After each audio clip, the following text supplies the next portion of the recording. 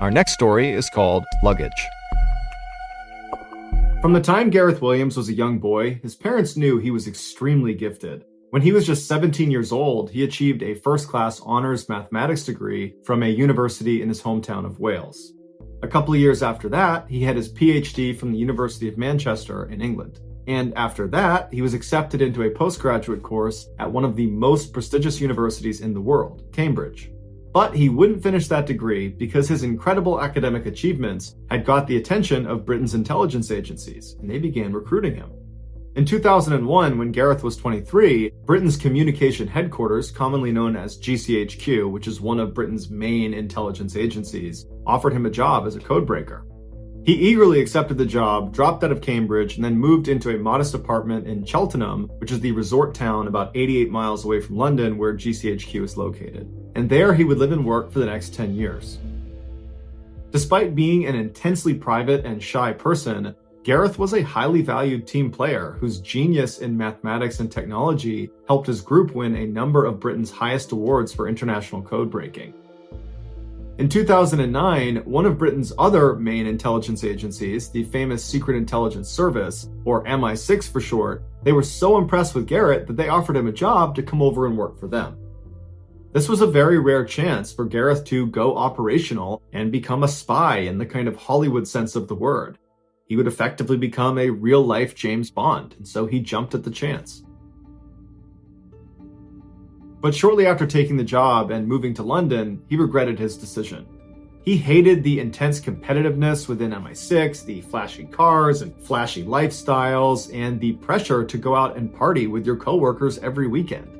Gareth just wanted to do his job and then be left alone. At GCHQ, nobody cared he felt that way. But at MI6, this behavior made him an outsider. Before he left MI6, he took his annual 2-week vacation. But when the vacation was over, he didn't come back to work at his office in London. And for some reason, MI6 never checked in on him to see where he was. It wasn't until his sister called police after not hearing from him that anybody looked into his disappearance. On August 23rd, a uniformed officer went to Gareth's apartment in London to do a welfare check. After knocking on the door and not getting an answer from Gareth, the officer got the key to the apartment from the landlord and went inside. He yelled out for Gareth. There was no sign of him on the first floor. He went upstairs to see if maybe Gareth was up there. He's yelling for him the whole way as he's going up. He gets to the second floor. There's nobody up there, but there's a closed door. And what he finds on the other side of that closed door would make international headlines for weeks. When he opened the door, he walked into a bathroom, and there was nothing unusual about the bathroom, except in the bathtub there was this big red duffel bag. And inside of that duffel bag was the badly decomposed body of Gareth Williams. The zipper of the bag was padlocked shut on the outside, and the key to this padlock was underneath Gareth's body inside of the bag. There were no fingerprints on the rim or inside the bathtub. There were also no fingerprints on the bag itself, or on the 2 zippers, or on the padlock, or on the keys. Gareth's iPhone had been found nearby sitting on a table, and it had been factory reset. And later, investigators would determine it had been reset on August 15th, which was the last day Gareth was seen on CCTV footage, and it was also the day that they believe he died.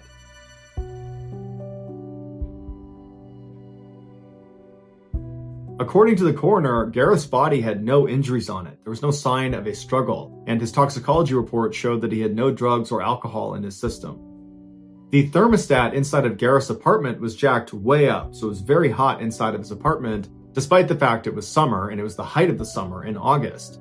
But regardless, the excessive heat in his apartment sped up the decomposition process and made it impossible to precisely determine a cause of death. Despite a lengthy investigation by police, there was never a conclusive determination as to what exactly happened to Gareth, although there are many theories. Some say the Russian mafia killed him because right before he died, he had been focusing on money laundering in Britain that was tied to the Russian mafia, which would have made him a target. Another theory is MI6 had something to do with Gareth's death, which is why they were not so eager to go looking for him when he didn't come back from his vacation. In fact, one former MI6 agent has come out and said he believes there was a cover-up. He was interviewed by CNN and said that it looked like MI6 had gone into Gareth's apartment ahead of the police and wiped it all down, removing fingerprints and DNA evidence. The last prominent theory is that Gareth did this to himself. It was discovered that he made occasional online visits to bondage sites, and at least one time he'd had to yell out to his landlord to help get him out of his bed because he had tied his wrist to the bed frame and couldn't get himself undone. But when two experts who were a part of the investigation attempted to put themselves inside of a similar-sized duffel bag and lock it with the padlock on the outside, they couldn't do it despite trying over 400 times. And even if Gareth could have somehow physically got himself inside of this bag and locked it from the outside, how could he have done that without leaving fingerprints all over the bag, all over the lock, the zippers, all over the tub? Because when he was found, he didn't have gloves on. Ultimately, despite the red flags, Gareth's death was determined to be probably an accident and was closed 3 years after his death. In early July 2007, so almost a month after Bob's murder, Stepp and McCarrick made the 3.5-hour drive from St. Charles to Kansas City. Once they were there, they teamed up with some local police and then paid a visit to James at his house. James had known about Bob's murder soon after it happened, so he wasn't surprised the police wanted to talk to him. And James did not try to hide anything. He said that he and Bob had met online and had been having an affair for about 8 months. James even showed the police a bunch of love letters and gifts that Bob had given him. Initially, Stepp and McCarrick didn't find anything strange about this. But the more James talked, and the more personal items that he showed them, it started to look like he never threw away anything connected to Bob. And the investigators thought this went past the point of romance and into a possible obsession. Finally, McCarrick asked James if anything in their relationship had changed before Bob was killed. And James said yes, there had been a huge change, because Bob's wife, Diane, had recently discovered an email exchange between him and Bob, and so she'd learned about the affair. After that, Bob told James he would have to cool things off for a bit with them and focus instead on his marriage to Diane. As Detective Stepp and Captain McCarrick made the drive back to St. Charles, they began to realize that they now had a full-on love triangle to consider. There was a chance that James had gotten angry when Bob started to back away from their relationship, and maybe he lashed out and killed Bob. But Diane, who already had a clear financial motive, might have also gone into a rage and murdered Bob because he was cheating on her. Both of those theories made sense, but without any real evidence, Stepp and McCarrick felt like they were just stumbling around in the dark. By the late summer of 2007, Stepp and McCarrick were growing increasingly frustrated with the case. The investigation just kept going the same way it had from the beginning. They had several strong suspects and no concrete evidence. They continued to try to find the Ford Focus, along with some clue that might link Diane, James, or anyone else to the crime scene. But nothing turned up on either front. And as the months passed by, new leads stopped coming in. Other investigations demanded the cops' focus, and so Bob's case started to go cold. Fast forward to April of 2008, 10 months after Bob's murder. Detective Stepp was at his desk when a phone call got transferred to him. He picked up, and he heard the voice of a county forensics officer on the other end, and she sounded excited. As Stepp listened to her, a stunned look came across his face, because things like this just didn't usually happen in investigations. The forensics officer explained that the long shot the team had taken by cutting away Bob's back pocket from his pants had paid off, because now, almost a year later, the process known as touch DNA sampling had taken a massive leap forward.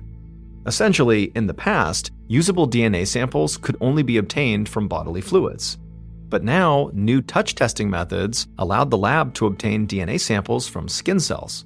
And so the lab had tested Bob's back pocket, and they found that whoever had taken Bob's wallet out of that pocket had left their skin cells behind. So they now had a sample of that person's DNA. Detective Stepp hung up the phone, still in shock. This case that he'd basically given up on suddenly felt like it was about to be solved, and all because a forensics officer had seen what the future might bring and had saved a pants pocket. Stepp went to McCarrick's office and told the captain about this huge development, and right away McCarrick got to work reassembling the investigative team. But even with this new DNA sample, it would still take the investigators some time to put everything together.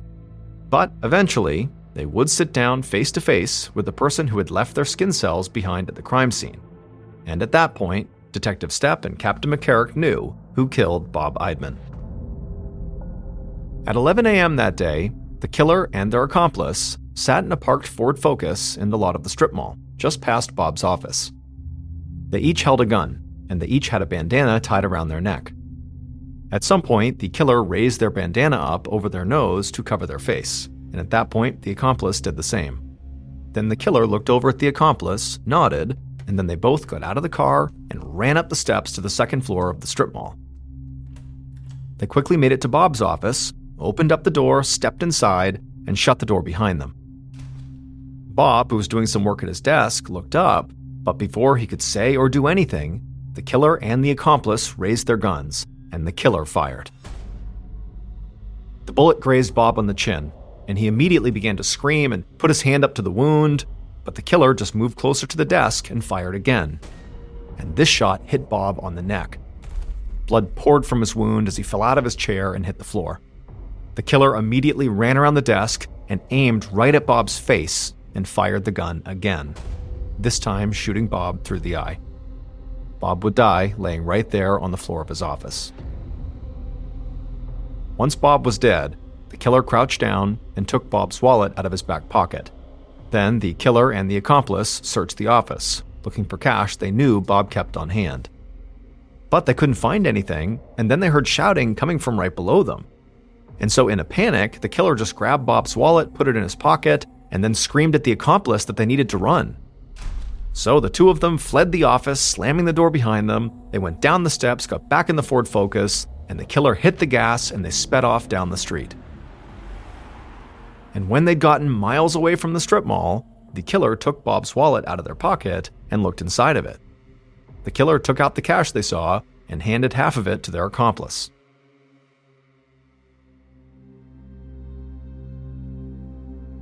Bob Eidman's murderer was not a jealous wife, an obsessed lover, or a business rival. It turned out the investigators' first theory was right. Bob had been killed by someone who simply wanted to rob him. And that was a man named Paul White. But Paul was not a complete stranger to Bob, because Paul's wife was one of Bob's clients. And months before the murder, Paul had gone with his wife to Bob's office when she made a cash payment for her car insurance. So Paul knew Bob must keep cash on hand. On the night before the murder, Paul had lost $1,200 playing blackjack and craps at a casino, and so he was desperate for money. And his solution was he would kill Bob and take all his cash. After staying up all night, Paul got a hold of 2 guns. Then he got his friend, a man named Cleo Hines, to come with him to provide extra muscle. And then the two of them went to Bob's office and killed him and then robbed him. However, they didn't find the cash in Paul's desk drawer, and so they ended up committing this cold-blooded murder just for the money they found in Bob's wallet, which was $300, or after splitting it, $150 each. And they took that money right back to the casino and quickly lost all of it.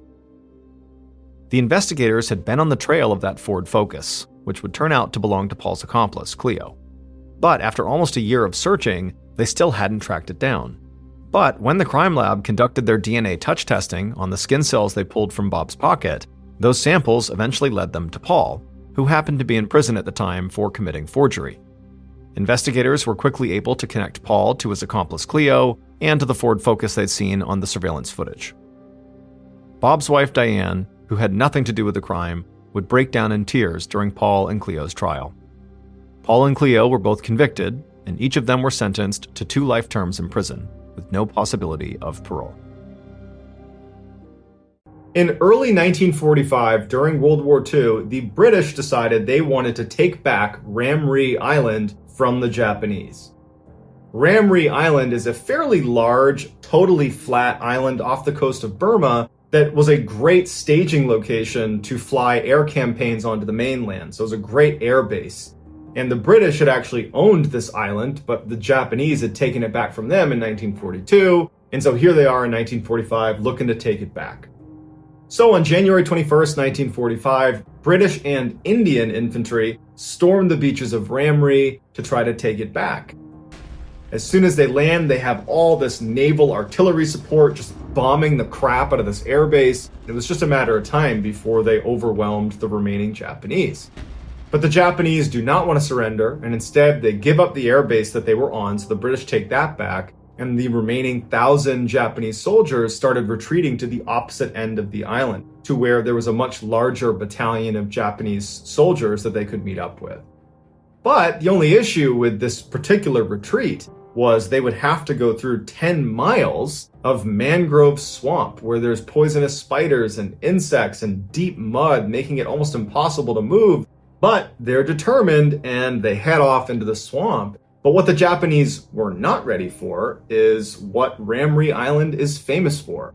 A creature that makes poisonous snakes and spiders and insects look like child's play. And they were walking directly into its den.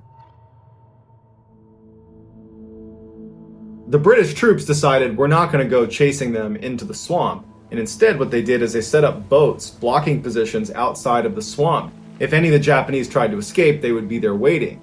And so the only way the Japanese could get out of there would be to go to the absolute other end, 10 miles away, where their Japanese counterparts were. So that night, as the British are just kind of hanging out in their boats staring at the swamp, they start hearing screams coming from inside of the swamp, and it's Japanese soldiers. Then you hear gunfire and then silence. And then it would start all over again, all over this huge swamp. It was just screams, gunfire, silence, screams, gunfire, silence. And the British are watching this like, do we have troops in there? What's going on in there? What was going on in there is defined by the Guinness Book of World Records as the largest massacre of humans caused by animals. And not just any animal, saltwater crocodiles. These massive man-eating crocodiles can weigh up to 1,000 kilograms or 2,200 pounds. They can grow to be 7 meters in length or about 23 feet in length. And National Geographic has labeled these crocodiles as the most likely to eat a human of all animals. And Ramree Island has the largest population of saltwater crocodiles in the world, and they all lived inside of the swamp that the Japanese had gone into. A lot of them were bleeding from the battle they were in, and so they were literally alerting hundreds of saltwater crocodiles to their location. Saltwater crocodiles are notorious night hunters. So what probably happened is the Japanese got inside of this mangrove. The crocodiles were immediately aware of their presence, but they waited until nighttime before they started having a feeding frenzy. And over the course of the night, a number of Japanese soldiers had jumped out the sides of the swamp, exposing themselves to the British. And so about 20 of them were captured, and they said that they were completely surrounded by these crocodiles, that everywhere you looked, there were growling, huge crocodiles eating one person, and as soon as they were done, they would just charge after you and eat you. And at the end of their retreat, when the Japanese did get to the other side of the swamp, only 500 of the 1,000 made it out the other side. And so to this day, people stay far away from Ramree Island because there are so many of these man-eating saltwater crocodiles that have no issue ripping you to shreds.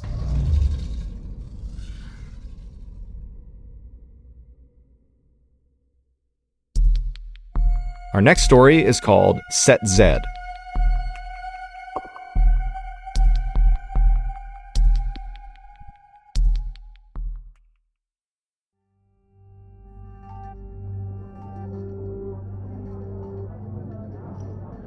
On December 6, 1941, 20-year-old U.S. Navy sailor Clifford Olds met up with a couple of his shipmates at the Monkey Bar for a night out in Pearl Harbor, Hawaii. The next morning, just before 8 a.m., Cliff was back on board his ship, the USS West Virginia. He was starting his workday when the Japanese launched the surprise attack on Pearl Harbor. Cliff's ship was a prime target and was quickly hit with 2 bombs, 7 torpedoes, hundreds of people are dying on board, and very quickly his ship is starting to sink.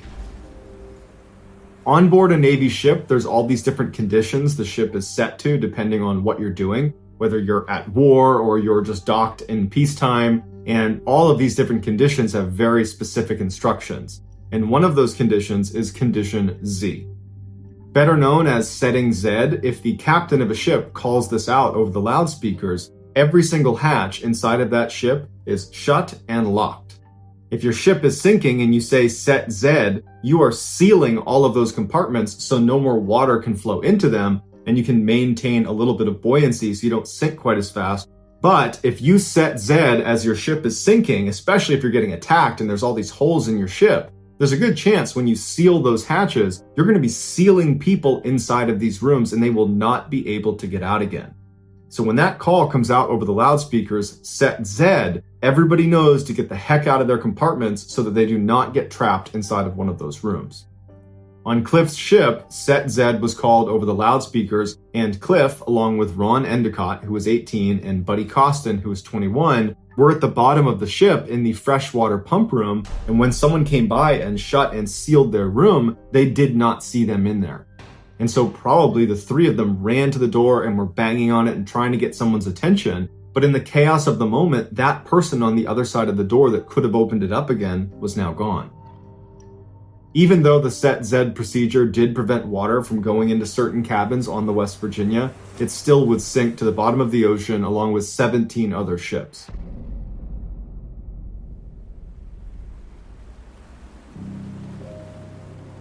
The next day, there was a whole bunch of Marines that were on the dock right next to where the wreckage of the West Virginia was underneath the water. And as they're standing on the dock, they start hearing a banging sound. And at first they think it's probably just a salvage team or it's some strap clanging against the side of one of these ships. But they started to notice the tapping sounds started to sound like intentional rhythms that a human might make. And it dawned on them that someone is trying to get our attention underwater. There are people trapped in the West Virginia. But when the Marines ran to their superiors and told them there are people trapped inside of the ship, we have to get them out, they broke the horrible news that there's nothing they could do for them. If they went down and began trying to cut a hole in the side of the ship so they could swim out, as soon as there's even a tiny little hole on the side of that ship, there's so much pressure that it would rush inside and fill that space almost immediately, and they wouldn't be able to cut a hole big enough, fast enough, and so cutting into the ship is going to kill them. Also, just lighting that torch presents a unique problem because there's so many chemicals in the water from all of the attacks that happened the day before, we run the risk of lighting a fire or lighting off an explosion that could take even more life. And because they were still months away from being able to raise the ship out of the water, which would save them, the decision was made that we're going to have to let them die. And so for the next 16 days, Marines and sailors were put on guard duty right next to the wreckage of the USS West Virginia, and they would listen to the tapping as they desperately tried to tell people, come down here, save us, we're alive, we're not going anywhere, please help us. And the Marines and sailors were so distressed about this. It was so horrible to listen to. They would cry and cover their ears because they wanted to save them. They're so close, but they're so far away. Finally, on Christmas Eve, the banging stopped. 6 months later, they were finally able to raise the West Virginia out of the water. And as crews were going through all the different compartments and removing bodies, they got to the freshwater pump room where Cliff, Ron, and Buddy had been. They open it up and they find 3 bodies, and they realize right away the torture these poor guys had gone through. Inside this airtight section was this locker full of food rations. They're also in the freshwater pump room, and so they just opened up the tank and they had all the fresh water they needed. But what they didn't have enough of was air. And so for 16 days, sitting in the dark at the bottom of the ocean, knowing they're not going to get out of here, they slowly suffocated. And we know they were alive for those 16 days because they had a calendar where they were marking off each of the days they were down there in red pen. This story was so distressing, the Navy decided not to share the information about what happened to those 3 to their families. It wasn't until years later the truth came out, but even today, on memorials and monuments commemorating what happened at Pearl Harbor, they are listed, Cliff, Buddy, and Ron are listed as killed in action on December 7th. On the morning of August 16, 1942, a woman named Ida Ruby was riding her horse on a dirt path right near a beach just south of San Francisco, California. Now, during the week, Ida was a telephone operator, but it was a Sunday, so she had time off, and the way she liked to spend her time off was by riding her horse along the coastline and, looking out at the beautiful water and taking in the nature and all these unbelievable cliffs that went down to the water. I mean, this was a beautiful area, and every time Ida would go out and do this little ride around, she would bring binoculars with her. And so anytime she saw something of interest, she would stop and, use her binoculars to see what it was, like animals or things out over the water.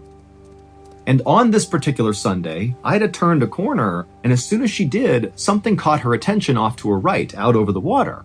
And so she stopped her horse and she turned, and she looked out, and the sea was very calm, and she could see way out just past the horizon was what looked like this black thing kind of hovering over the water. And instead of raising her binoculars right away, she just kind of squinted and looked off in the direction, and she quickly realized what it was. It was a blimp. Now, today, when we hear the word blimp, we very likely think of the Goodyear blimp that kind of sits over sporting events, with the big Goodyear logo stamped on the side of it. It's basically a big balloon with a gondola that sits underneath it for the person who's driving it and passengers. And that's actually exactly what Ida was seeing, a big oversized balloon with a gondola underneath it. But this was not a Goodyear blimp, it was a military blimp. Because this was 1942, right in the middle of World War II. And 9 months earlier, the United States had joined World War II after the Japanese had bombed Pearl Harbor. And ever since then, Japanese submarines had been lurking off the coast of California, kind of all across the West Coast, out in the Pacific Ocean, and occasionally they would send torpedoes out and bomb the US mainland. And so the United States responded to this by launching this fleet of blimps that basically were able to get really low to the water, that could move really slowly, and they would basically fly all along the Pacific coastline looking for Japanese submarines. They could literally go down, and from their gondola, they could look down and actually see submarines and mark them for bombing runs or, scare them off. And so Ida, like anybody else who was living on the west coast of the United States at the time, was aware that there were blimps out over the ocean, but it was still a fairly uncommon sight.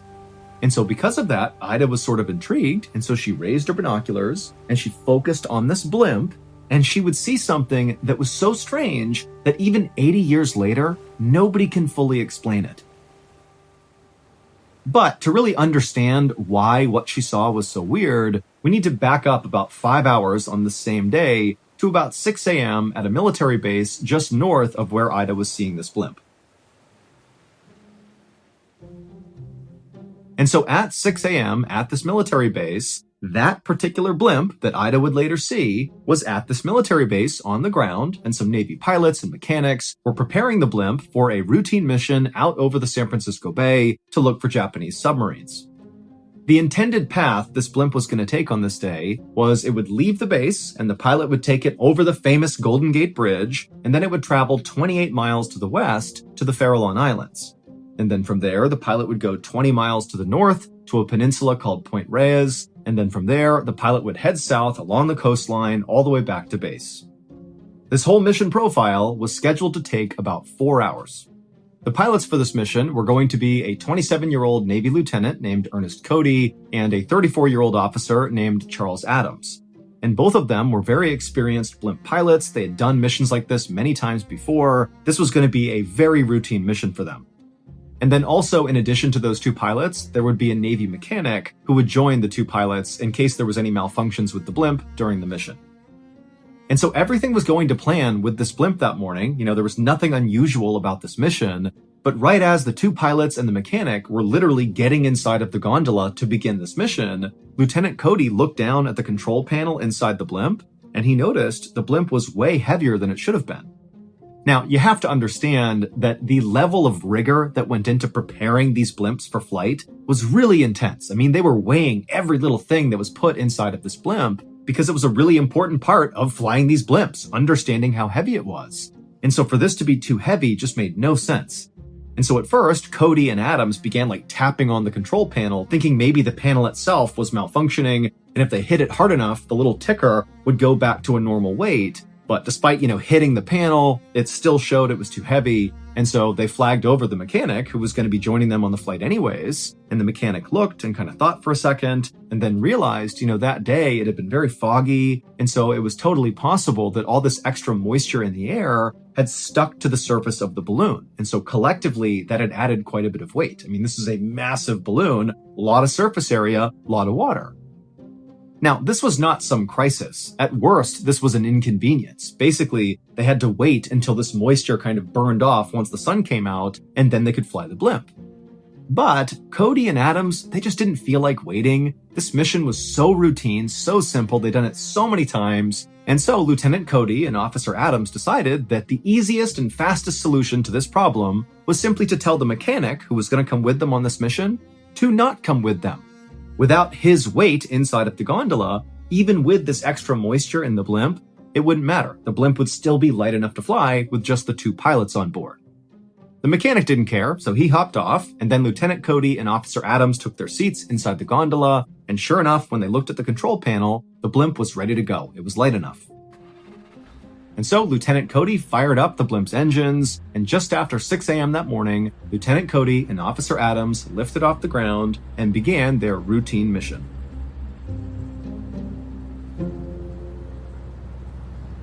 About an hour and a half later, at 7:38 a.m., Lieutenant Cody radioed back to air control, saying that so far the patrol had been totally routine, everything was going smoothly, they hadn't seen any Japanese submarines or anything out of the ordinary, and also Lieutenant Cody said they were positioned just east of the Farallon Islands, which meant they were exactly on course, and really everything did seem to be going exactly to plan. But 4 minutes later, Lieutenant Cody radioed back again to air control, and he said they had just spotted an oil slick down on the water. So basically, picture from their perspective, they saw that gleaming oil sitting on top of the ocean. And so at the time, this often signaled that below the surface of the water, under this oil slick, was a submarine. So this is like a telltale sign that the Japanese could be right here. So Lieutenant Cody and Officer Adams told air control that they were going to descend in the blimp down to the water and fully investigate this oil slick, and then they'd report back. This last transmission happened at 7:50 a.m.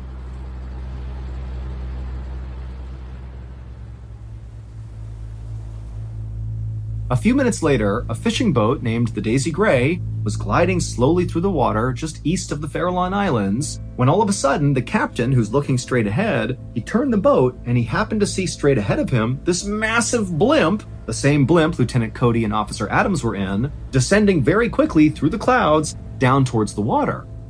And remember, this was a pretty cloudy day, and so really this blimp kind of came out of nowhere, and this fishing boat captain was very aware that anytime blimps were out over the water, that was because they were looking for enemy submarines. And this captain realized he was heading right now straight in the direction of wherever this blimp was descending towards. And so the captain looked out ahead, and he saw that big oil slick on top of the water, maybe 100 yards away from him, and so he put it together that, oh my gosh, this blimp is going to that slick. That means there's an enemy submarine basically right there. And so in a panic, the fishing boat captain called to his crew to pull in the fishing nets, and he turned the wheel as fast as he could, and he hit the accelerator, doing everything he could to get away from this blimp. Because he knew that typically what happened when a blimp came down and actually found a submarine is they sometimes dropped bombs on the submarine. I mean, this is warfare. And so the fishing boat captain is getting away as fast as he can, and as soon as he's turned around, he looked back, and he saw the blimp was now about 30 feet over the water, and someone inside the gondola was now leaning out over the side, and they dropped 2 things directly into the water, into that oil slick, and then seconds later, these huge plumes of smoke were coming out of the water. The person had just dropped some flares, basically marking where this submarine was. And so now the captain knew, okay, it's a submarine, and the next thing is very likely going to be a bomb, like a depth charge is going to be dropped right there. And so again, the captain's just speeding his way as fast as he can, hoping that if they do drop a bomb, it doesn't affect him and his crew. And so after making it another couple 100 feet away from this blimp, the captain again turned around, expecting to see this blimp still hovering where it was, because again, they had just dropped flares. They're preparing to do something major right there. But now, when the captain turned around, he saw the blimp was no longer hanging out over the water. The blimp was now rocketing back up into the clouds like as fast as it possibly could, and before long, the blimp was gone. It disappeared into the clouds. And there had been no bomb dropped. I mean, nothing really happened beyond marking the water, so it was like, what's going on with this blimp? Meanwhile, back at air control, the last thing they heard from Lieutenant Cody was, hey, we see this oil slick down below, we're going to investigate, and we'll radio back when we're done. And so Lieutenant Cody and Officer Adams, they had clearly descended down to the water because that fishing boat saw it happen, but then after they rocketed back up to the clouds for some reason, they never radioed back to air control. And so air control is waiting and waiting. They're not hearing back from Lieutenant Cody or Officer Adams. And finally, they began hailing the two pilots to say, hey, what's going on? You said you were going to investigate. What'd you find? What happened? But they could not get in touch with Lieutenant Cody or Officer Adams. And so eventually, after enough time had passed and they still had not heard from these pilots, air control sent two seaplanes out to that area east of the Farallon Islands to find the blimp and make sure the blimp was okay. But when the seaplanes got out there, they couldn't find the blimp anywhere. I mean, they flew all over the place doing wider and wider circuits. There was no sign of the blimp. And when they looked down at the water in the same area where Lieutenant Cody had called out that slick and where that fishing boat had also seen the slick, well, the slick was gone or the seaplanes just couldn't see the oil slick. But the seaplanes stayed on station in that area near the Farallon Islands for another 2 hours, just flying all over the place, kind of hoping to eventually see this blimp. And eventually they would. At about 10:30 a.m. that morning, one of the seaplanes spotted the blimp way high in the sky, like way higher than any blimp would ever go. It is dangerously high, and it was way off course. But when these two seaplane pilots began flying towards the blimp to get eyes on the pilots inside of this blimp, Lieutenant Cody and Officer Adams, well, when they got close enough, the blimp just began rapidly descending, like it was trying to avoid being seen by these seaplanes. And in fact, the blimp descended so quickly that it dropped below the cloud cover, and the seaplanes, they couldn't move that quickly. They had to do a big track to turn back around and try to go lower again. But once they got below the clouds to find this blimp, the blimp was gone. It basically had vanished. And so the seaplane pilots called back to air control, and they're like, I don't know what's going on with this blimp, but it's way off course. It was way up in the sky. Now it's somewhere down below, but we can't find it. We got to get in touch with Lieutenant Cody and Officer Adams. There's obviously something wrong. But air control would try over and over again to get in touch with these pilots, but neither Cody nor Adams ever responded. They had just gone totally radio silent.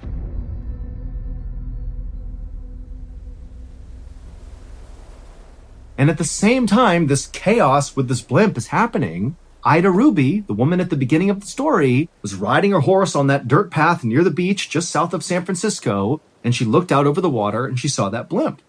And so Ida Ruby, she stops, she raises her binoculars, and she looks at this blimp. And after she focuses her binoculars, she realizes there's obviously something wrong with this blimp. The actual balloon portion of the blimp, which said Navy on it, had collapsed so much in the middle that you couldn't even read the word Navy. It was all crumpled together because, again, the balloon is like deflated. And also she saw that this blimp appeared to just be kind of listing as if the wind was blowing it and it was not being directed by the pilots inside. And this blimp appeared to be getting blown directly towards Ida. And so she lowered her binoculars and she looked out with her naked eye, and sure enough, this crumpled up blimp that was still afloat but clearly was not doing too well was getting closer and closer and closer to her. And as it was getting lower and lower to the ground, and she's starting to worry it's going to smash into her. But right as this blimp was about to pass basically right over her head, she raised her binoculars one more time and she got a clear look inside of the gondola where Lieutenant Cody and Officer Adams would have been. Now, Ida Ruby has no idea who's supposed to be inside of this blimp and who isn't, or even what they're doing, but she definitely recalled exactly what she saw inside of that gondola, and that's the thing that has troubled everybody for so many years. Because what she saw was 3 people inside of that gondola. And if you recall, that gondola only ever contained 2 people. It was Lieutenant Cody and Officer Adams. But now Ida Ruby is looking up, and clear as day, there are 3 people in that gondola. Even though at no point was there 3 people. It didn't leave with 3. It didn't come down and take more people on board. It made no sense that there were 3 people inside of that gondola. Again, Ida Ruby wouldn't have known that, but when that information got passed, this was like, how could that be? And so after seeing the 3 men inside of this blimp, Ida lowered her binoculars and watched in horror as this deflated blimp drifted just above her, like practically arm's length above her, and careened over the cliffs behind her and smashed into the ground. And then seconds later, Ida began hearing sirens going off in Daly City, which was located right behind her. That was the nearest town. And so as the blimp came in for a crash landing in Daly City, it scraped across a couple of residential rooftops and hit a couple power lines before kind of coming to a stop in the middle of the street. Now, the blimp didn't like explode or catch on fire or anything. It just kind of crumpled to the ground and nobody got out of it. It just kind of stopped and it was there right in the middle of the street. And very quickly, first responders rushed to this blimp because there have been so many reports of this deflated blimp looking like it was about to crash. And so they had been tracking it and here it was. And so they ran up to this blimp. But at some point, one of the first responders ran up to the gondola itself where the door was slightly open and they opened it up hoping to find there would be some survivors inside. But when he looked inside of this relatively small space, there was nobody in there. And there was no sign that anybody had been in there. There was no blood or anything. It was just an empty gondola. But remember, minutes before, not even, Ida Ruby had clearly seen 3 people inside of that gondola. So to go from 3 people to none in the space of a couple 100 feet as everybody's watching this thing come into crash land in Daly City, where could they have gone? And even weirder was when they looked inside of the gondola, they discovered that basically everything was functioning perfectly fine. It was unclear how it became deflated because, again, all the controls inside of this thing were working just fine. And also, the parachutes were still inside of this gondola. If you're going to jump out, you need a parachute, but they were in here. And also the life raft, it was still inside of the gondola. It was like there was nothing wrong with the blimp. And so this whole situation made no sense.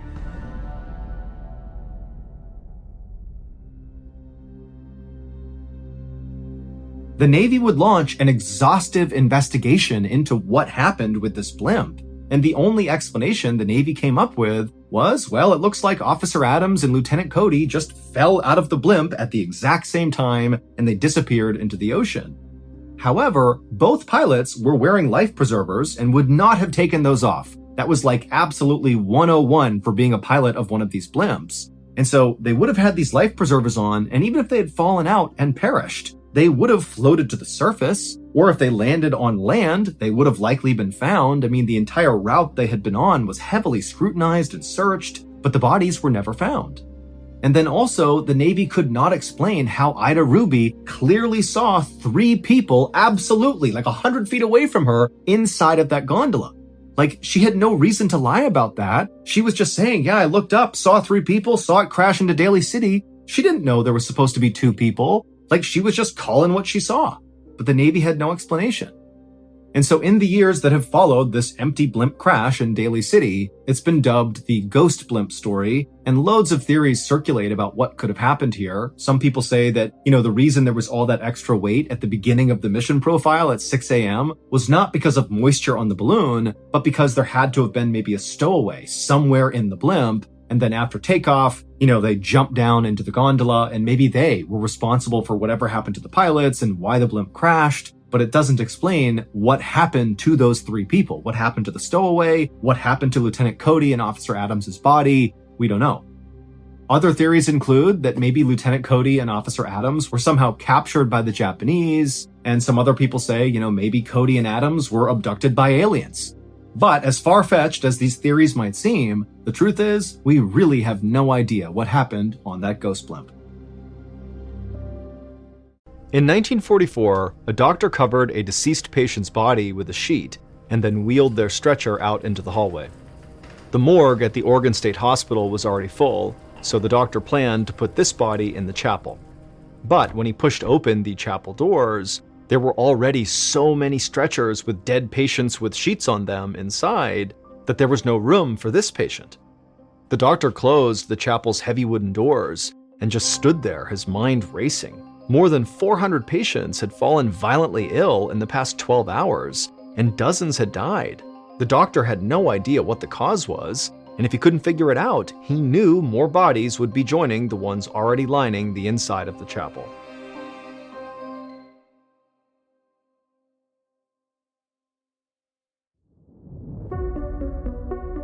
From Ballen Studios and Wondery, I'm MrBallen, and this is MrBallen's Medical Mysteries, where every week we will explore a new baffling mystery originating from the one place we all can't escape, our own bodies. If you liked today's story, please invite the follow button on an African safari, but before you go, make sure you sneak 27 raw steaks into their backpack.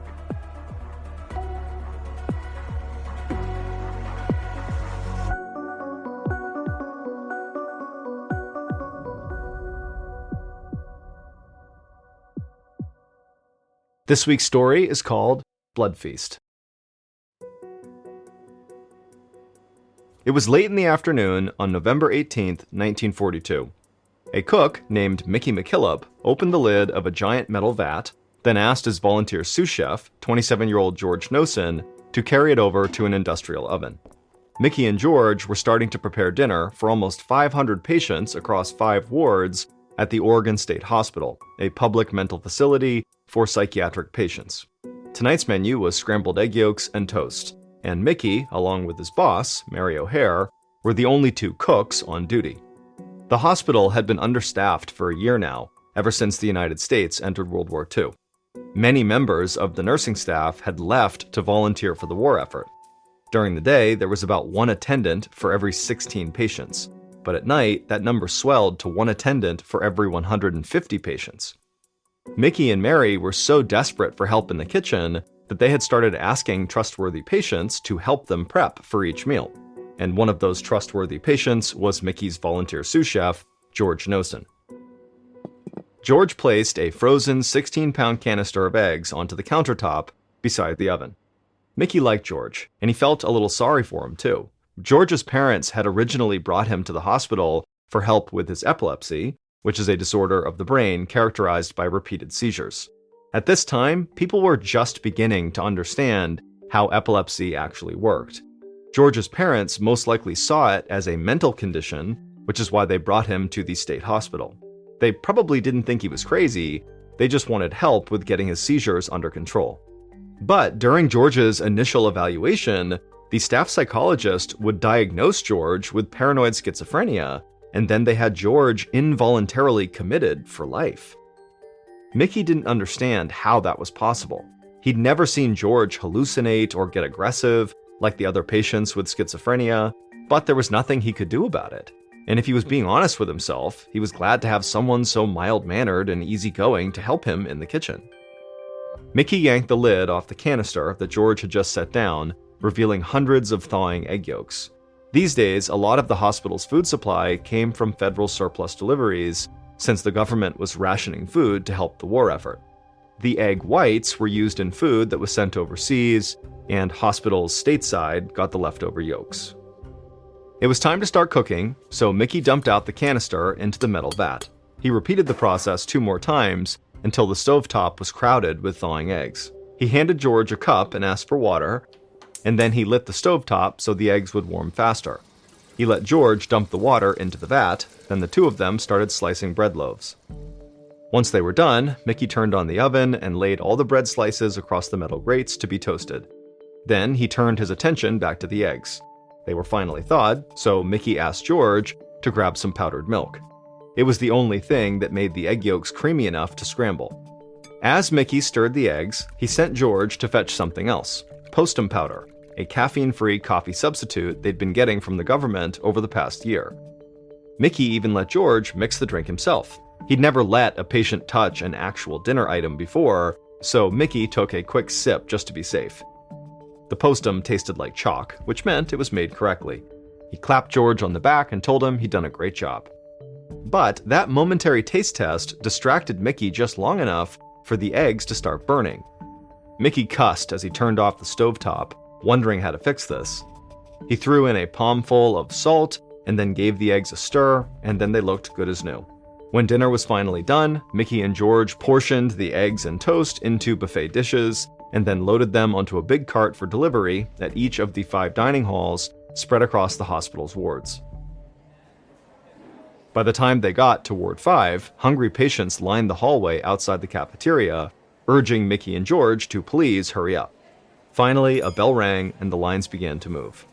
From behind the buffet table, Mickey watched as the patients ladled scrambled eggs onto their plates. He helped serve them each a piece of toast, and then sent the patients to sit at the long metal tables that ran the length of the dining hall. And as the patients all dug into their food, Mickey heard someone call out that the eggs were too salty. Mickey winced and felt bad because he knew he very well could have oversalted them. And while Mickey was worrying about the eggs, another patient in the room took a long swig of postum and then started to choke. One of the nurses walked over to pat the patient on the back, but instead of swallowing, The patient keeled over and threw up on the nurse's shoes. The nurse shrieked, and Mickey looked over and saw a red streak on the ground. It took him a second to realize that it wasn't vomit, it was blood. The patient then fell backwards onto the floor, and those around him began to scream. The nurse bent over and tried to steady the man, who was now having a seizure on the floor. Mickey ran over to help her, but before he could make it, another patient sent a spray of red blood shooting across the table. Mickey shouted for everyone to stop eating. But his warning came too late. More patients began throwing up blood. Others collapsed onto the floor, writhing in pain. Mickey didn't know what to do, so he just tried to catch patients as they fell. One nurse ran into the hallway and sounded an alarm. Mickey stooped over a patient who was clawing at his own face, saying he couldn't feel it. His lips were swollen and blue. He tried to help the man return to his seat, but the man collapsed back down to the floor and started saying that his legs were paralyzed.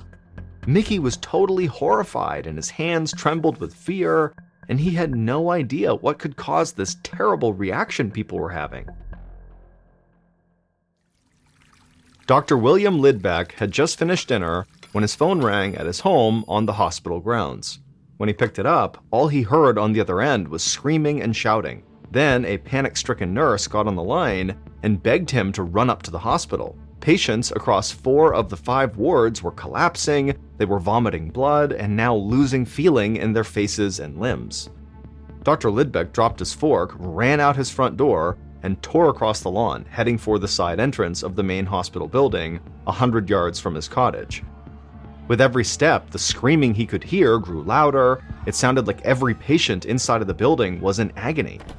Moments later, the doctor flung the door open and stepped into the hallway, and the scene that greeted him was horrible. The hallway was full of patients sitting on the floor with their backs up against the wall, coughing blood into their laps. One man had been strapped to a gurney in the hallway, spasming wildly, blood running down the front of his shirt. His entire mouth was swollen and drool collected at the side of his lips. A nurse ran into the hallway and beckoned Dr. Lidbeck to come quickly.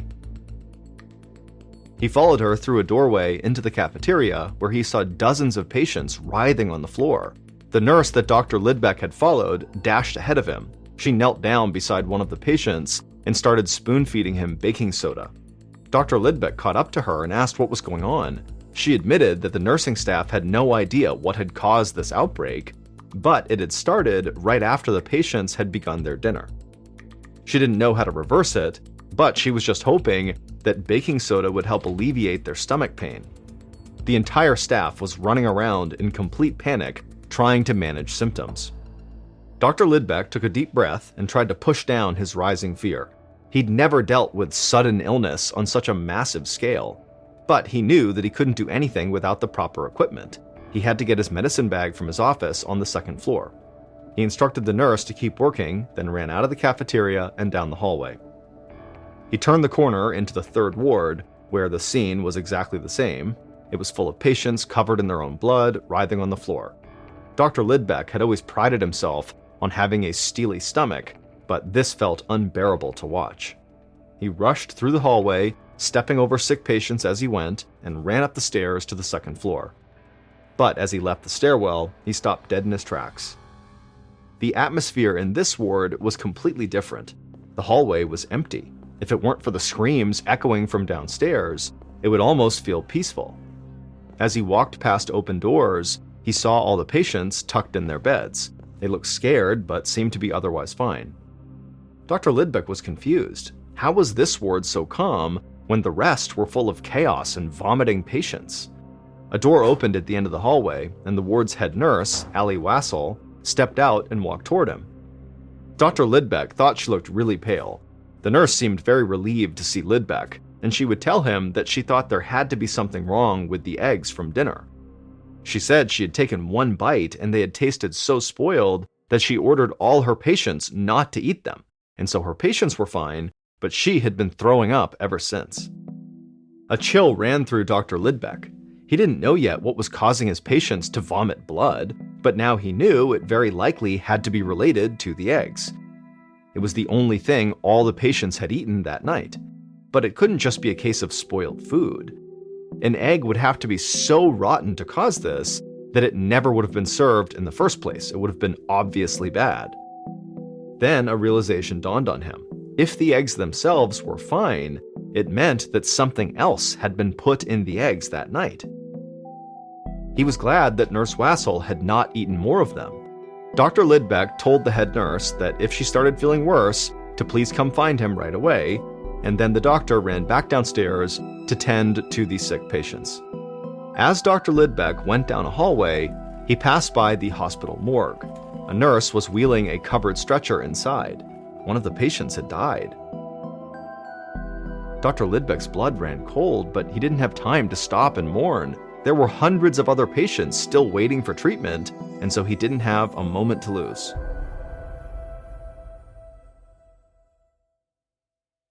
Hey, it's MrBallen. For the first time, my show, Medical Mysteries, has joined forces with Redacted for a special episode. A redacted medical mystery uncovers how routine surgery leads to classified government operations. Listen now on the Medical Mysteries or Redacted feeds, or search A Redacted Medical Mystery wherever you get your podcasts.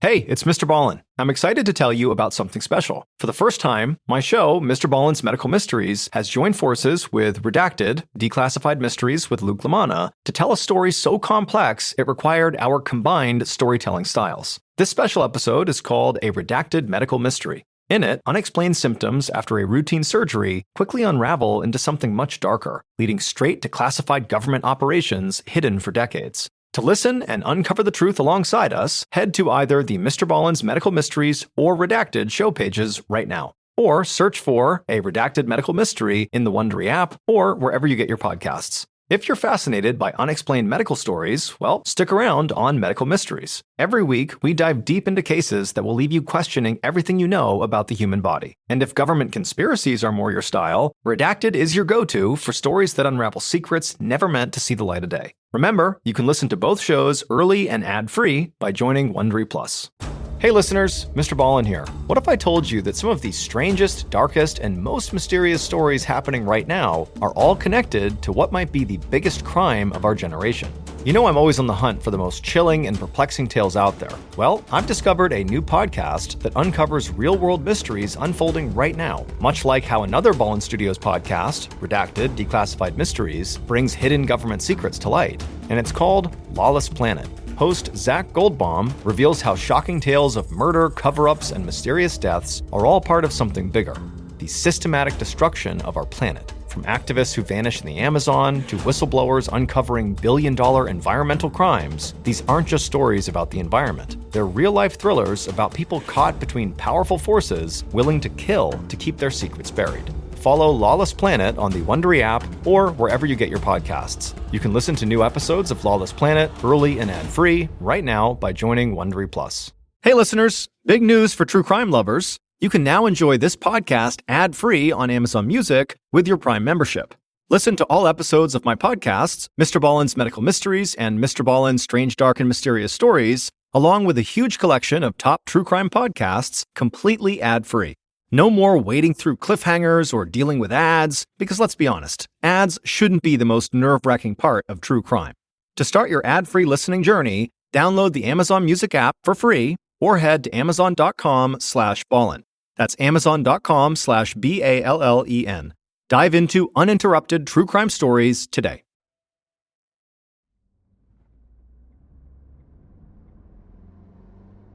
About 16 hours later, in the late morning of November 19th, Oregon Governor Charles Sprague raced along the highway in his car. An hour earlier, Sprague had heard about last night's outbreak at the state hospital. Now he was on the way to the state capitol, where an emergency State Board of Control meeting would soon commence. From the moment the United States had entered the war, Sprague feared a morning like this. He was worried that the outbreak at the hospital was caused by sabotage, that the country's enemies had deliberately tampered with these eggs. He knew that the Oregon State Hospital received food rations from the government. The frozen eggs had been part of a shipment to the hospital 6 months ago. But those eggs had been separated from a much larger batch. It was entirely possible that someone had poisoned that larger supply, which was then sent around to various institutions throughout the country. Sprague worried that if someone had tampered with the egg supply, anywhere that had received eggs from that batch would suffer a similar attack. Sprague shuddered at the thought of a spy for the Axis powers poisoning innocent Americans. The Food and Drug Administration had already ordered all institutions that received these eggs to immediately stop using them. Sprague's driver stopped the car outside the front steps of the Capitol building. Once Sprague got out, he was greeted by an aide who walked with him up the stairs. The aide had just received word from the hospital. As of 10:30 that morning, 47 patients had died, and their bodies were still lining the hospital hallways, and another 350 patients were violently ill. As governor, Sprague needed to make sure that investigators had the resources necessary to investigate the egg tampering and find out who was behind it. He told the aide that he'd be a few minutes late to the meeting, then headed for his office to call the chief of police in Salem, Oregon, where the state hospital was located. Later that afternoon, the superintendent of the hospital, Dr. John Evans, stood in front of a cage of rats in a laboratory. He was holding a plateful of scrambled eggs. Earlier that morning, a coroner had requested permission to perform autopsies on the patients who had died. Dr. Evans allowed him to take 6 of the dead, hoping the autopsy results could tell him what had happened. A few hours after the coroner had taken the bodies, Dr. Evans received a toxicology report that confirmed his worst fear. The patients had been poisoned. However, nobody knew yet what they were poisoned with or how. The coroner was still running tests. But that was why Dr. Evans was now holding a plateful of the contaminated scrambled eggs that had been served the night before. He was running his own experiment. On a neighboring table, there was another cage of rats and another plate of eggs. But these eggs came straight from one of the egg yolk canisters still in the freezer. A lab technician had thawed them out that morning. They reasoned that if only the first cage of rats died, that meant the poison had been added into the eggs at the hospital. But if both cages of rats died, it meant the eggs themselves had been poisoned before they were shipped to the hospital, and tens of thousands of people could be in danger. Dr. Evans placed each plate of eggs into their respective cages and then waited for the rats to eat. A moment later, the rats in the first cage began to shake violently and foam at the mouth. They squealed in pain, and within minutes, all of them were dead. Dr. Evans looked over at the other cage and saw those rats were just fine. The experiment had worked. It confirmed this wasn't a case of mass contamination or widespread enemy conspiracy. The eggs were clearly just fine when they arrived at the hospital before something or someone poisoned them. But it also meant there could be a mass murderer inside the hospital who was the one who added the poison. Enraged and disgusted, Dr. Evans called the police.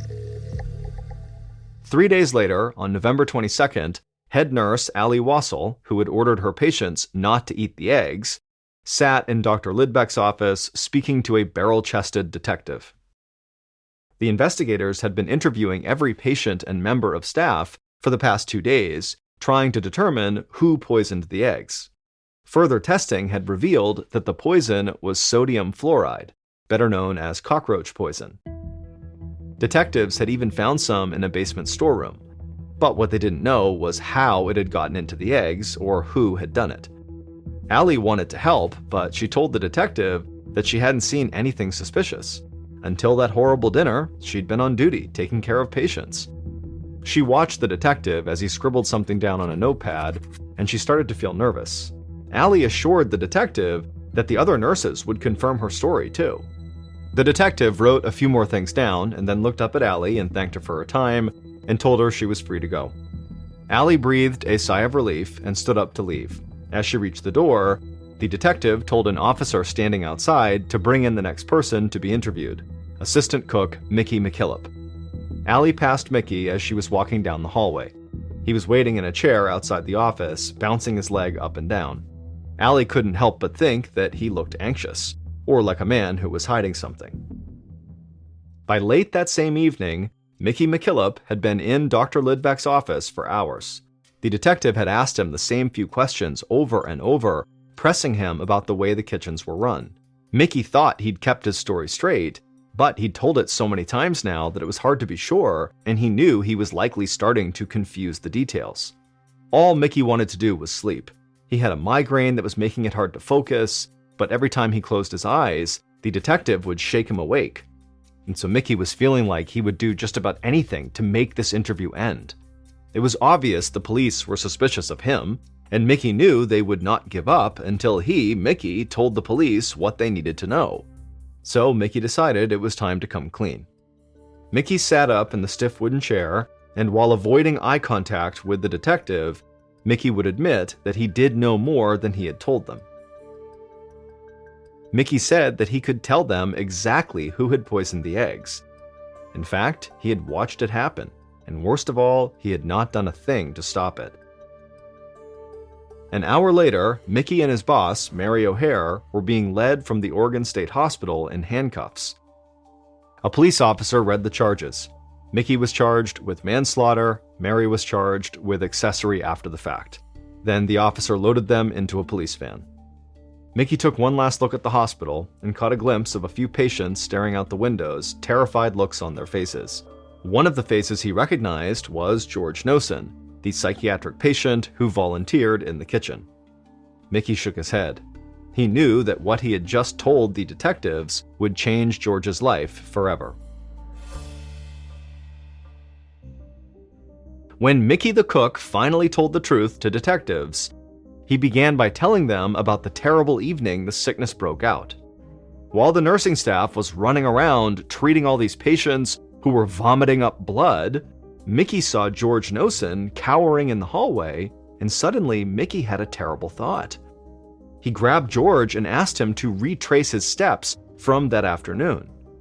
Mickey and George mimed preparing the eggs, getting the frozen yolks, lighting the stove, getting some water to help warm them. Then Mickey followed George down the kitchen steps in search of the powdered milk that made the eggs creamy. At the bottom of the steps, there were 2 storeroom doors. Instinctively, Mickey leaned toward the storeroom on the left, which held dry goods, but George led him to the storeroom on the right, which held fruits and vegetables. Mickey felt an icy chill run through him. He watched George turn the key and open the right door. George pointed to a large, unmarked tin canister sitting on the ground inside. It was open and filled with white powder. A scoop was sticking out of the powder like it had just been used. Mickey's stomach dropped, but he tried to look unbothered.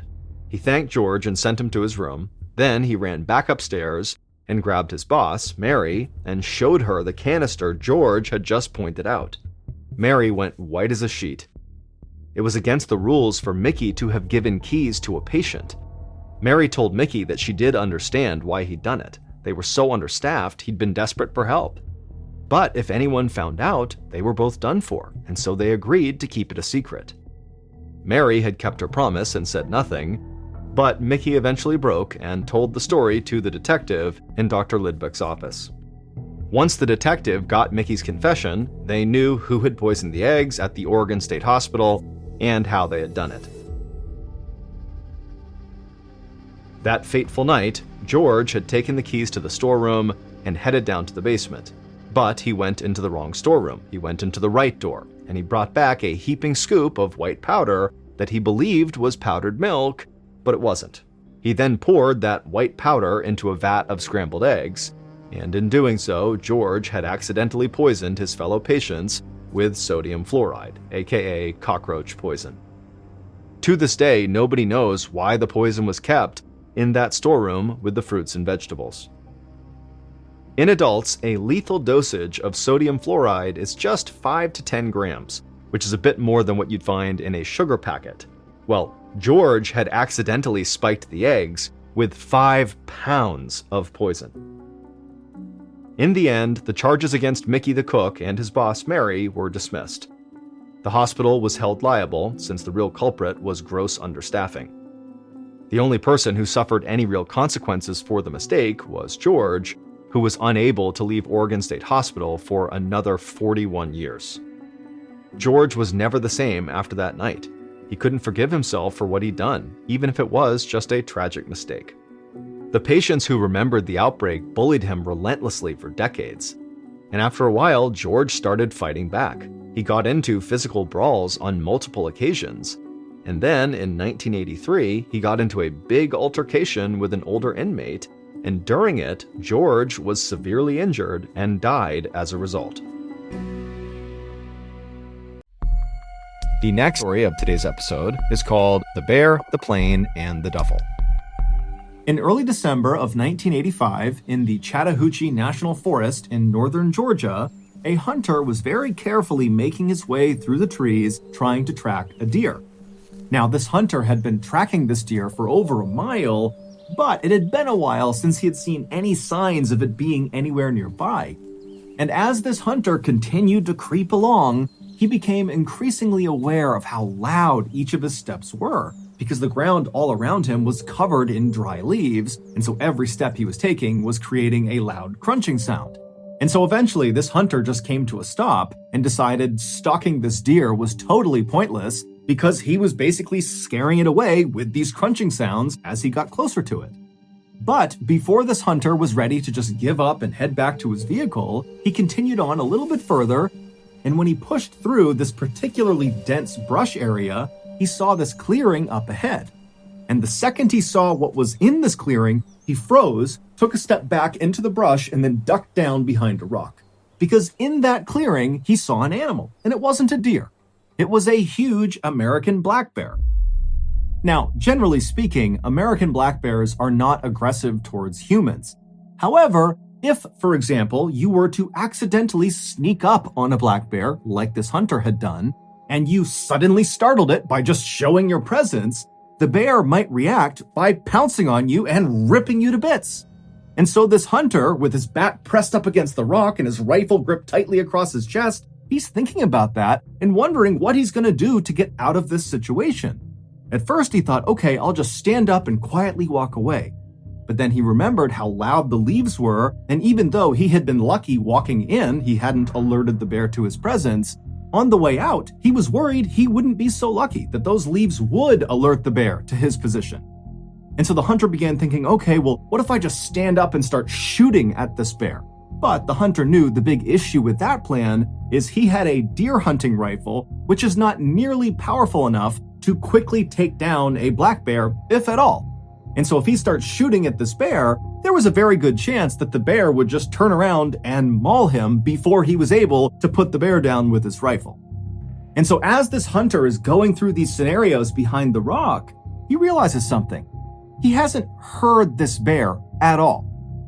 Now, bears in general are very loud animals. Just their regular breathing is so guttural and noisy that you can hear it a pretty good distance away.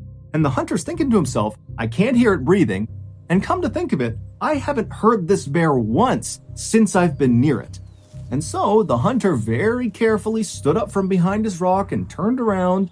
And then he kind of peered forward into the brush, looking back into this clearing. And when he spotted the bear again, he realized immediately the bear was dead. The bear was kind of slumped forward and its body almost looked like a deflated balloon. The hunter was so relieved, he almost started laughing. And so he stepped out from behind his rock and he made his way through the brush into the clearing to get a better look at this bear. And when the hunter was right over the top of this bear looking down at it, something immediately struck him as very odd. This bear was far too young to have died of natural causes. However, after this hunter kind of poked and prodded the bear and lifted it up on either side to try to look underneath it, he couldn't see any visible injuries. It was like this bear had just randomly dropped dead. But the hunter didn't spend much time thinking about what happened to this bear. Instead, he thought to himself, there has to be some sort of logical explanation for what killed it. And with one last look at the bear on the ground, the hunter turned around and began the long walk back through the woods back to his vehicle. It would turn out there was an explanation for what happened to that bear. However, it was anything but logical. But to get to that non-logical explanation, we first have to go back in time. Around 11:30 p.m. on September 10th, 1985, so 3 months before the hunter discovered this dead bear, two pilots were flying their little 6-seater Cessna airplane over northern Georgia, making their way north towards Tennessee. And as these pilots flew along very casually, they suddenly intercepted over their radio a voice message that they definitely were not supposed to hear. It sounded like other pilots communicating with each other, And what they were talking about was how they were now going to follow this little Cessna airplane that they could see that was currently flying over northern Georgia. Now, radio traffic like this can only really be intercepted if your radio that's doing the intercepting is physically close to the person doing the transmitting. And so knowing this, the two pilots in this little Cessna knew that whoever was talking about following that little Cessna, they had to be talking about them, the two pilots in that Cessna. Now, for most pilots, if you suddenly overheard a radio transmission that your plane was getting followed by some other pilots, you might reach out to those pilots and say, "Hey, why are you following me? What's going on?" Now, the co-pilot of this little Cessna might have wanted to react that way. However, before he could, the main pilot stopped him and said, "I actually know exactly why somebody might want to tail us, and unfortunately, we're both going to have to jump out of this plane." Before the co-pilot could really even react to this news, the main pilot had set the Cessna on autopilot, which sets the plane to fly in a straight direction going at a constant speed at a constant altitude until either a pilot comes back and takes the craft back over, or if it just stays on autopilot, it eventually will run out of fuel and crash or run into something. And so after the main pilot had done that, he turned to the co-pilot and gestured for him to come with him into the main cabin of the aircraft, basically the main body of the craft where all their luggage was. And the co-pilot, he's so confused about what's happening, he's so panicked that he just follows the main pilot. So the two of them, they climb back over the two front seats, they go into the main body of the craft, and the main pilot begins strapping parachutes onto some of their luggage. And as he's doing this, he tells the co-pilot to open up the side door of the plane. And so again, the co-pilot is just so caught off guard, he has no idea how to handle this, and so he reaches over and he slides open this door of this moving plane. And as soon as he did, this huge rush of cold night air blasted inside of the cabin, and it became so loud from the howling wind coming in that the two pilots couldn't even talk to each other. And then the main pilot just began pushing the luggage out of the plane just into the night, falling straight down to the ground far, far below them. And at some point, the co-pilot just joined him and began pushing the luggage out of the plane. And then after all the luggage was out, the main pilot shoved a parachute into the hands of the co-pilot and said, put it on. He had to gesture for it because they couldn't hear each other. And so as this co-pilot's struggling to get on his parachute, the main pilot puts on his chute. And then right after the co-pilot has just barely got his parachute on, the main pilot pushes him out the side of the plane, and then the main pilot jumps out after him. So they basically abandoned their plane, which was still set to autopilot, so at some point, it was just going to crash. About 5 hours later, in a suburb of Knoxville, Tennessee, an 85-year-old man named Fred Myers was just waking up. Fred always got up before sunrise. It was part of his daily routine.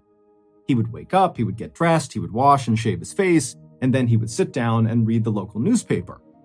This simple routine was actually very important to Fred because recently he had been diagnosed with Alzheimer's disease, which is a progressive disease that destroys memory. And so having this sort of set routine helped him manage his symptoms. Basically, at least in the morning, he could go into autopilot and go through this routine and not get confused. However, on this particular morning, something would happen that would leave Fred more confused than he had ever been in his entire life. Fred had made it to his bathroom, he had washed his face, and he had begun shaving when out of the corner of his eye, he noticed something strange outside in his driveway. He could see it through a nearby window, but it was still so dark outside, Fred couldn't tell what this thing was out there. And so feeling very curious, Fred put his razor blade down and he made his way over to the window to get a better look. And when he reached the window and looked out at his driveway and saw what this strange thing was, he could not believe his eyes. There was this huge parachute out on his driveway, and on the parachute was the main pilot of the Cessna. After the main pilot had pushed the co-pilot out and leapt out himself, when he pulled his ripcord, his chute either didn't deploy or when it deployed, it didn't inflate fully, and so he was forced to go to his reserve chute, but it didn't inflate fast enough to stop him from crashing into the ground. And so the main pilot slammed into the ground, basically at terminal velocity, and so he sustained catastrophic internal injuries, and he died within a couple of minutes of hitting the ground. Fred was so stunned and confused at what he was looking at that without saying a word, he just turned away from his window and walked over to his phone and called the police, shaving cream still on his face. When the police arrived at Fred's house that morning, they were expecting to see a dead recreational skydiver on Fred's property. But when they walked up the driveway and saw the dead man for themselves, they knew right away this was not some recreational skydiver. He actually looked more like a soldier. He was wearing a bulletproof vest over some camouflage fatigues, and he had night vision goggles strapped to his head. But the dead man's shoe choice made the police think this guy could not possibly have been military, because on this guy's feet were not military-style combat boots like you would expect with the rest of his getup. Instead, he was wearing loafers, specifically Gucci loafers, so very expensive designer shoes. And so the police are thinking to themselves, who the heck was this guy, and what was he doing? The police would figure that out. However, first, we have to fast forward 2 months to late November 1985, so roughly 2 weeks before that bear was discovered by that hunter in Chattahoochee National Forest. Now, at this point in late November, that black bear was alive and well and living a typical black bear life in the Chattahoochee National Forest, which meant he mostly spent his time wandering around the woods looking for something to eat. And on this particular day in November, the bear was doing just that when out of the corner of his eye, he spotted something strange lying on the forest floor. It was one of the pieces of luggage that the 2 pilots had pushed out of their plane. It was this big, heavy duffel bag. Now, the bear had no idea if this duffel bag contained food, but the bear was optimistic, so it meandered its way over and began pawing at the bag with its massive claws, and pretty much immediately, his claws tore open a hole in this bag. And suddenly, the air all around this bear was filled with this glorious, flowery smell. So the bear put its nose directly into this rip in the bag and began sniffing and licking the contents of this bag. And apparently, the bear just loved it because it ate whatever was inside of the bag. All of it. And when he was done, the bear felt so good, he was so full of energy that he just started sprinting in a straight direction. And after running at top speed about 100 yards, every major system inside of this bear shut down all at once and he died on the spot, collapsing in that clearing. And then, about 2 weeks later, that hunter walked into the Chattahoochee National Forest and discovered this dead bear. And then, within 24 hours, the hunter was back home and he told one of his friends about discovering this dead bear. And when he told his friend about seeing this bear, he also kind of casually mentioned that he had seen a duffel bag in the forest not far from this dead bear. Now, to understand what this friend did next, you need some context. By this point in time, the police had actually figured out a lot about that dead man on Fred Myers' driveway, the main pilot of the Cessna. They knew he was a 40-year-old man named Andrew Thornton, who had served in the U.S. Army as a paratrooper, but after getting out of the service, he had kind of gone astray in his life and become a big-time smuggler of illegal goods. The police had also figured out by this point that Andrew, along with a co-pilot, had been the people flying that Cessna that eventually was found crashed into a mountainside in North Carolina. The co-pilot had survived the jump out of the Cessna, and so the police tracked him down, and they very quickly realized this co-pilot was really just a victim of Andrew. Andrew had told this guy they were just going to fly to the Bahamas for a vacation. And so when that plan completely evaporated, and suddenly Andrew is barking orders at this guy to open up the plane and push the luggage out and jump out, the co-pilot said he just totally panicked and just started doing whatever Andrew wanted. And so this guy was just totally terrified, and really all he could offer police was just to confirm that, yup, Andrew was the main pilot, and yes, we really did push his luggage out of the side of the plane over some forest in northern Georgia.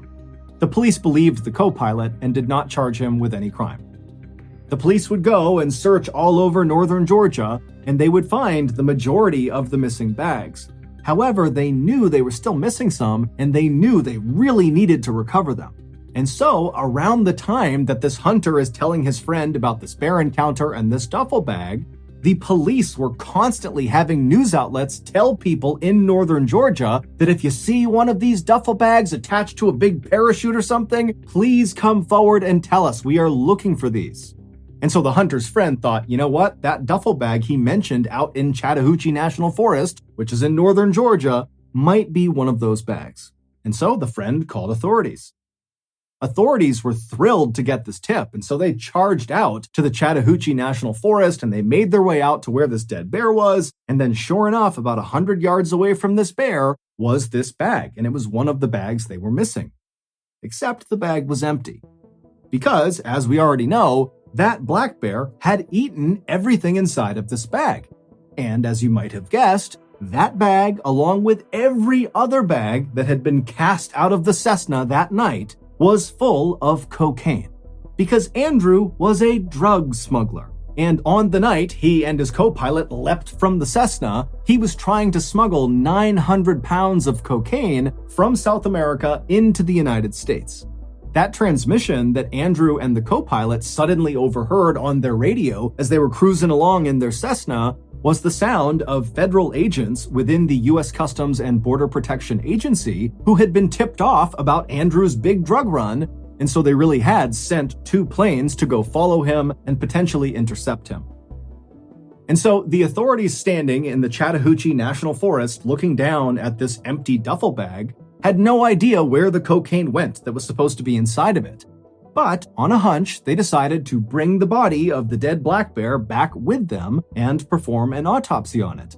And sure enough, during this autopsy, the medical examiner would open up the bear's stomach, and the examiner would say the stomach was, quote, packed to the brim with cocaine, thus ending the mystery of how this bear died. It died from a massive, massive cocaine overdose. But the bear's story did not end there. Normally, after an animal is autopsied, they are cremated. But for some reason, this medical examiner decided not to do that, and instead, he had the bear taxidermied, and then he gifted this taxidermied bear to the Chattahoochee River National Recreation Area. And then from there, the bear changed hands many times. Over the next 2 decades, no one knows exactly who had the bear and for what reason, but there were reports that at least at one point it was stolen from a storage facility, and then it was sold at a pawn shop, and then at some point the bear was in the possession of famous country singer Waylon Jennings, and then finally the bear found its forever home. Today, the bear is on display at the Kentucky Fun Mall in Lexington, Kentucky, and around its neck is a placard that reads, Cocaine Bear. In October of 2002, Mark and his wife Kathy were on their way to a baby shower in Baltimore, Maryland that was being held for them by Kathy's family. It would be a 7-hour drive from their home in Ohio, so Mark and Kathy tried to get out the door as early as possible, but one thing led to another and they got a pretty late start. By midnight, they were only about an hour away from their final destination, but they both desperately needed a bathroom break. And so they pulled into a rest stop in Frederick County, Maryland, which is about an hour outside of Washington, D.C. The rest area parking lot was completely vacant except for one car, which was a dark blue late model 4-door sedan that was parked head-in right in front of the bathroom. Mark and Kathy pulled into a spot that was a few over from the sedan. They got out, they walked up to the restroom. Mark was done first, so he waited outside of the women's restroom for his wife. As he waited, he turned around to face the sedan that initially, when he first pulled in the lot, he believed was empty. But now, as he's looking at it, he can clearly see there are 2 people in the front 2 seats. A middle-aged man who's sitting behind the steering wheel looking directly at Mark, and then next to this guy is a sleeping teenager. And immediately, Mark felt really creeped out by these 2 guys. I mean, they are in this random rest stop in the middle of the night. They're the only ones there, and this guy is just staring menacingly at Mark. And so Mark's doing his best not to be intimidated and to stand his ground and not act fazed by what's happening right in front of him. But in the back of his mind, he is just praying his wife comes out of that bathroom as soon as possible so they can get the heck out of here and away from these 2 creepy guys. Finally, his wife did come out. He grabbed her by the hand and without any explanation, rushed them back to their car, hopped in, locked the doors, turned it on, and began backing out. And as he did, he looked over at the sedan and he saw the guy behind the steering wheel, the middle-aged guy, was looking over at Mark with that same menacing look on his face. Mark also noticed there was something odd about the sedan's trunk. There was a fist-size hole right above the license plate where you would normally put the key inside of. So the whole scene was just totally bizarre, and after Mark and Kathy sped out and were back on the highway, Mark explained to Kathy that there were actually two people inside of that sedan and they really creeped him out, and that's why he had grabbed her and rushed them back into the car. And so she agreed that was pretty creepy, but by the time the couple got to the baby shower in Baltimore, they had completely forgotten about their experience at the rest stop. The baby shower went well, and before long, Mark and Kathy were back home in Ohio. About a week later, the couple was watching TV in their home when a breaking news bulletin came across, and it showed a reporter who was standing at the exact same rest stop that they had stopped in on the way to Baltimore in Frederick County, Maryland, and behind them was the same late model sedan that they had seen parked at that rest stop when they had pulled in. The headline of this special news bulletin was DC Snipers Caught.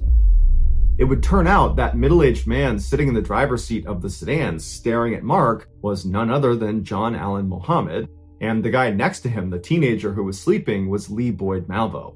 These were the two men that were responsible for the highly coordinated 3-week-long attack that left 10 people dead in the Washington, D.C. area.